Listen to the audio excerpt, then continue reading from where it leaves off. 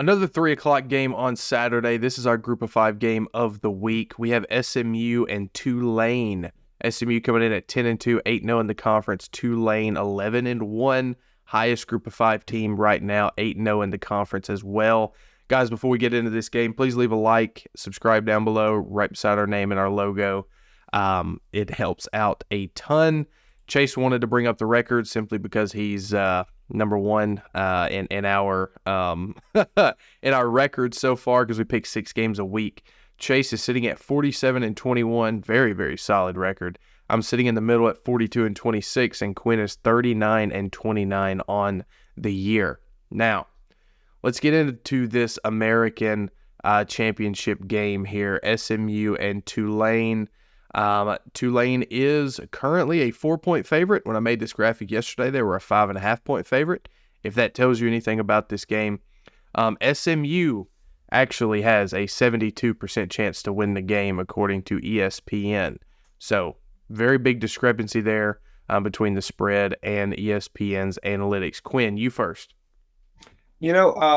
I've enjoyed watching SMU pretty much all year long with their passing attack, and they're getting ready to make the jump into the ACC next year.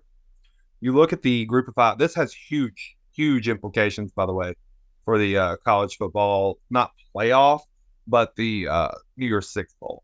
We're pretty much looking at a scenario where, correct me if I'm wrong, it's either going to be Tulane or Liberty that gets the G5 spot. I don't think SMU really has a shot, irregardless of what they do in this game. That being said, I do like the Mustangs to upset Tulane. I'm riding with SMU to pull this off, mainly because I don't love what I've seen from Tulane this season. I know their only loss is the Ole Miss game. They flirted off and on with dropping some games. SMU, on the other hand, I like their matchup, what they're going to be able to do, stressing Tulane on the exterior. So give me the Mustangs by 10. Yeah, Freddie mentioned the American Conference. All right, this is the most American game I've seen in a long time, gentlemen. We got a program that came back from the dead, and look at them 10-2 this year. And then you also got Tulane, who has been one of the unsung heroes of college football the last couple of years.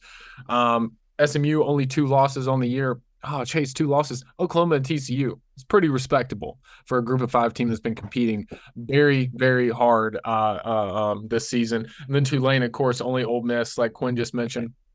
I think this is going to be a great game. I'm personally going to go with SMU as well. I think they're going to step up against Tulane in this game and really play good ball. They've kind of played a lot of the similar opponents, of course, and SMU's track record against those opponents against Tulane's really just shapes out. One that kind of bounced off the board for me was Tulsa. SMU beat them like 69-10. I think Tulane beat them like 24-22. So I think SMU's got that offense, and I think that they are going to do exactly what Quinn said. I'm going to take them by 10 as well.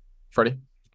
Yeah, SMU also beat Navy 59-14. That is a beat down and a half right there. The biggest thing coming into this game for me is the quarterback situation. I think SMU wins that big, personally.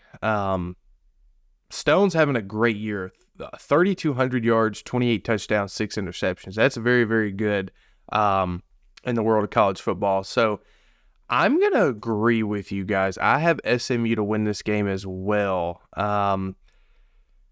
It's probably not going to go that way since we all are picking SMU, but I do think SMU will win this game.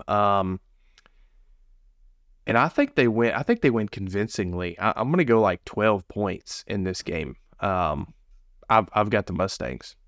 Hear me out on this. SMU pulls the upset. Troy defeats Appalachian State in the Sun Belt. Liberty falls to New Mexico State. Do you send SMU or do you send Troy? SMU. Yeah. So we do agree there is a path for SMU then to get to the New Year's Six, and it just requires a Liberty loss. Yep. Yep.